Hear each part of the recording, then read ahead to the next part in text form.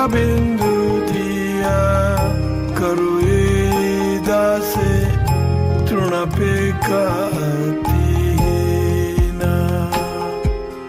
तबे तो गाइब हरि नाम सुखे अपराध हमने सीखा कि जप कैसे भक्ति रसायन श्लोक के साथ कर सकते हैं। तो कुछ श्लोक कुछ माला रसायन श्लोक याद करते हुए कर ली और बाद में नाम पर ध्यान करते हुए हरे कृष्ण महामंत्र पर ध्यान करते हुए कुछ माला कर ली। उसके बाद कुछ माला हमने उनके रूप ध्यान पर हमने बहुत कुछ समय लिया था। तो रूप ध्यान ये अति सुंदर माला कर सकते हैं हम। और अब हम ये लीलाओं पर ध्यान करने की कोशिश, उनका ज्ञान ले रहे हैं कैसे करना चाहिए। तो राधा कृष्ण कुंज सेवा, राधा कृष्ण कुंज लीला साध्य से ही पाए, से ही साध्य पाए थे यार नाई के उपाय। रामानंद राय चैतन्य महाप्रभु। राधा कृष्ण की कुंज सेवाओं में हमें निमग्न रहना है। इच्छित साध्य वस्तु ये है कि राधा कृष्ण की कुंज लीलाओं में हम उनकी सेवा करें। तो वृंदा देवी अधिष्ठाता कंट्रोलिंग देती है वृंदावन की और वृंदावन के कुंज निकुंजों की। वृंदा देवी तुलसी महारानी।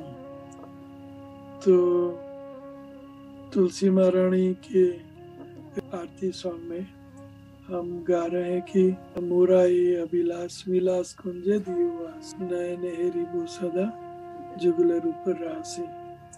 विलास कुंज अर्थात लीलाओं का कुंज, विलास कुंज, जो कुंजों में राधा कृष्ण अपनी लीलाओं का विस्तार करते हैं। तो लीलाओं का विस्तार करने के लिए सखियां चाहिए। तो चैतन्य महाप्रभु रामानुज राय के संवाद में सखी बिना ए लीला पुष्ट नहीं होए, सखी लीला विस्तारिया सखी आस्वादई। एक्चुअली राधा कृष्ण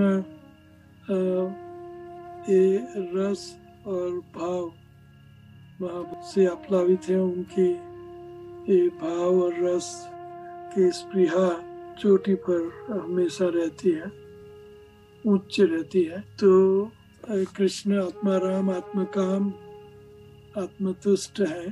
तो उनको ये लीलाएं हमारे लिए या भक्तों के लिए या गोपियां भक्त, राधा रानी भक्त, मंजरियां भक्त, सब भक्तों के लिए लीलाएं भगवान करते हैं।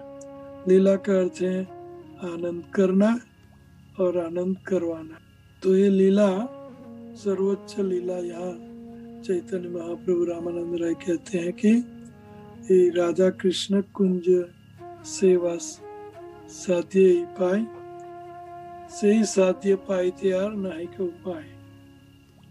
तो इससे ये लीला का विस्तार, लीला स्थगित हो सकती है लेकिन विस्तार रिपीटेडली और विविधता और विचित्रता और सुंदरता के साथ, मधुरता के साथ, गोपियों के बिना, मंजरियों के बिना ये शक्य नहीं है। इसलिए सखी बिना यही लीला पुष्ट नहीं हुआ, सखी लीला विस्तारिय सखी आस्वादी। तो उसका अर्थ है हमें सखियों के अनुगमन करना होगा। तो ये लीलाएं हमें पहले तो अष्टकालीय लीला, अष्टयाम लीला में हमें क्या क्या लीलाएं होती है, कैसे लीलाएं होती हैं, कौन कौन लीलाएं में भाग लेते हैं, कैसे भाग लेते हैं। तो ये सब हमें गोविंद लीलामृत से सीखना होगा। तो सखी और बर्ड्स, बेस्ट और पशु और पौधे, लताएं, क्रीपर, वेलिया, वल्लरिया वगैरह सब निकुंज में सेवा में लगते हैं। सायं की लीला के बाद निशांत लीला शुरू होती है, अर्थात 3:36 AM तक। तो ये लीला हम पढ़ते हैं। और पहले तो होमवर्क हम जो भक्ति विनोद ठाकुर ने भजन रहस्य में जो शॉर्ट में लिखा है वो हम हर रोज लिखेंगे, जो पहले पोस्ट किया था। डिटेल में जो अभी हम पढ़ रहे हैं, जो चित्रा सखी ने लिखा, ये जो उद्धृत किया है, वो आप हर रोज पढ़ो। और अगर सीरियस हो तो लिख भी सकते हैं, समय है, सीरियस है। और जो बिल्कुल उसमें निमग्न पारंगत होना चाहते हैं तो लिखो ये विस्तार से। और इससे विस्तार अगर पढ़ना है तो गोविंद लीलामृत में आप जा सकते हैं। तो लेट्स रीड। अब सवेरा होने जा रहा है। इस आशंका से भी वृंदा देवी श्री राधा कृष्ण को जगाने का निमित्त समस्त सुख सारिका आदि पक्षियों को बुलाती है। तो वृंदा देवी बुला रही है सुख सारिका वगैरह पक्षियों को। उस समय उन सब के कोलाहल और प्रिय प्रिय कविताओं के पाठ से वे जाग जाते हैं, राधा कृष्ण जाग जाते हैं। जरों को और कुंज के छिद्रों से सखियां उन्हें देखती हैं और प्रसन्नता प्राप्त करती है।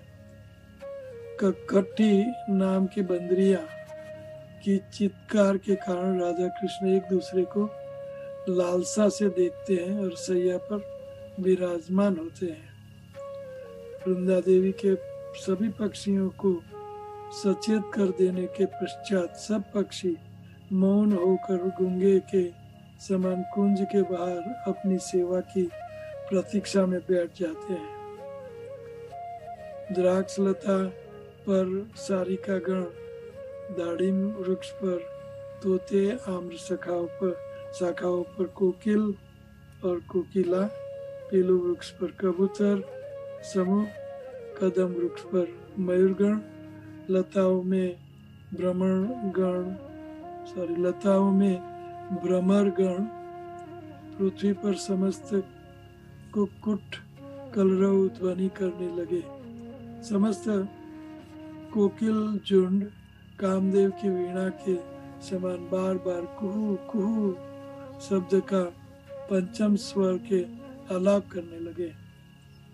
कोकिलाएं कामोन्मत्त होकर कोमल आम कली के रस आस्वाद से परिपूर्ण अति सौरभशाली आम्र वृक्ष पर मधुर ध्वनि करने लगी।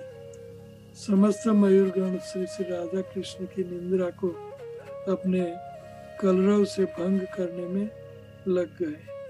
प्रातःकाल जिस प्रकार ब्राह्मण बालक वेद पाठ करते हैं, उसी प्रकार मुर्गे कु कु कु कु शब्द बोलने लगे। मंजूबासी नाम की सारी, जो राधा कृष्ण के निशाल क्रीड़ा की साक्षी होती है, कहने लगी, हे गोकुलाधिपति, हे रास नागर, आपकी जय हो।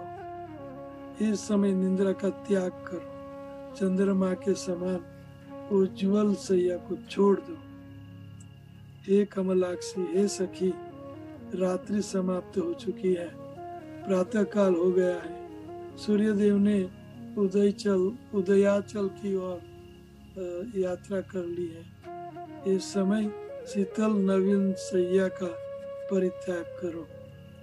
वही विलक्षण नाम से प्रसिद्ध कृष्ण के गण अनुरागी सुख श्री कृष्ण की निंद्रा भंग करने में लग गए।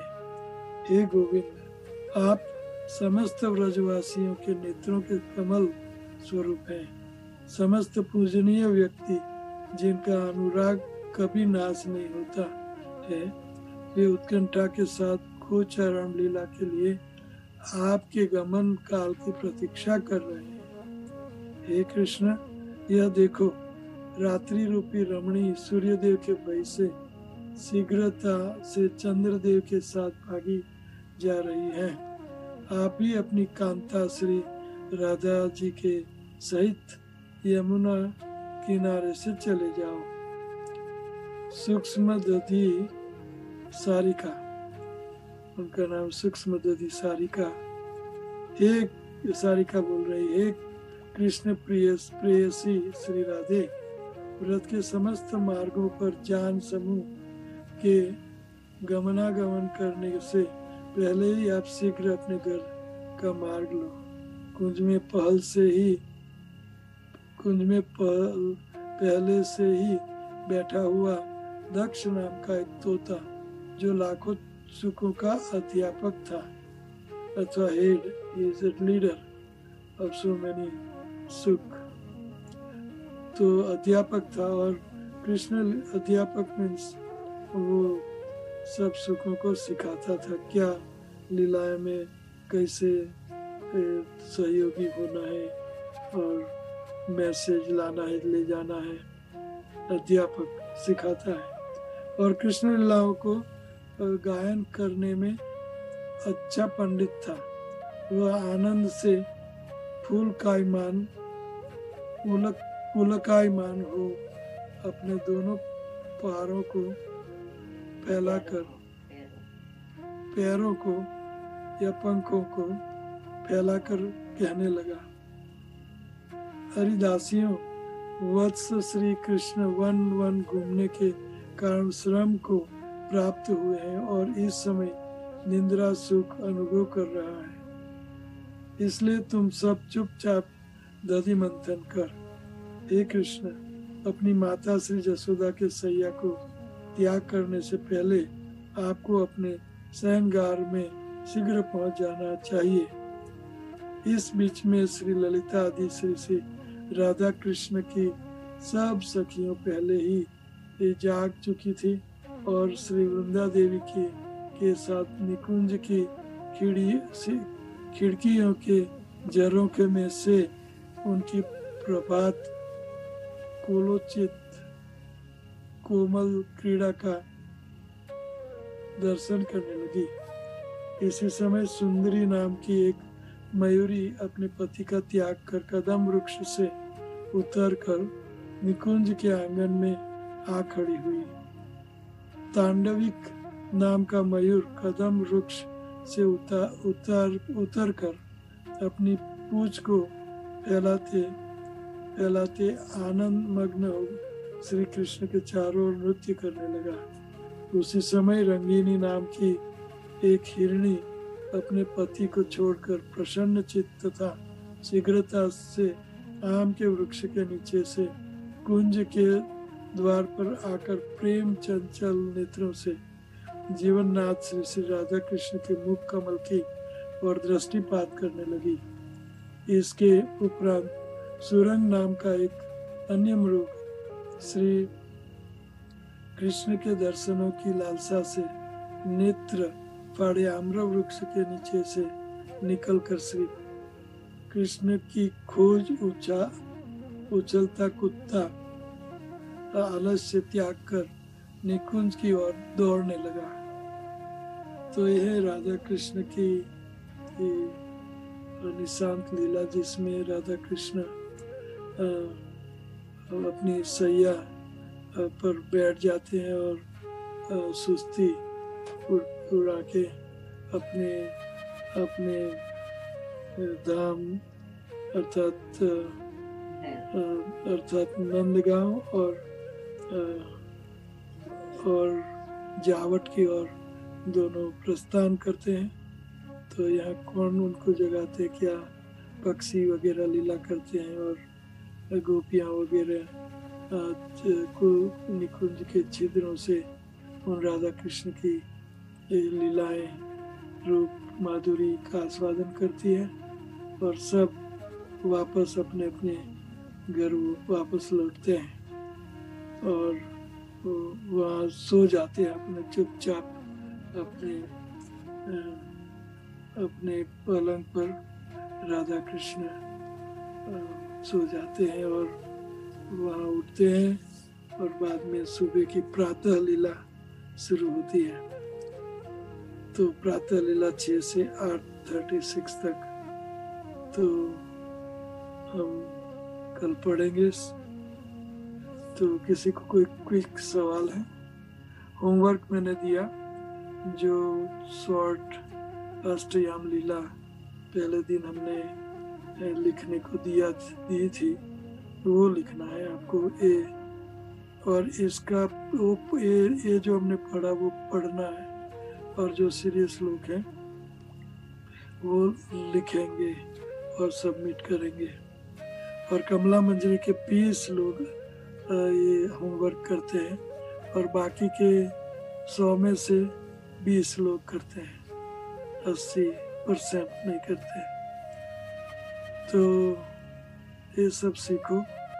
आपने 25 साल पढ़ाई में जो MA BA PhD कमाई के लिए की, तो ये रियल कमाई है, उसमें ध्यान दो। तो कोई सवाल है किसी को? वांछा कल्पतरुभ्यश्च कृपा सिन्धुभ्येव च पतितानां पावनेभ्यो वैष्णवेभ्यो नमो नमः। अनंत कोटि वैष्णव वृंद की जय। गुरु महाराज की जय। हरे कृष्णा। गुरु महाराज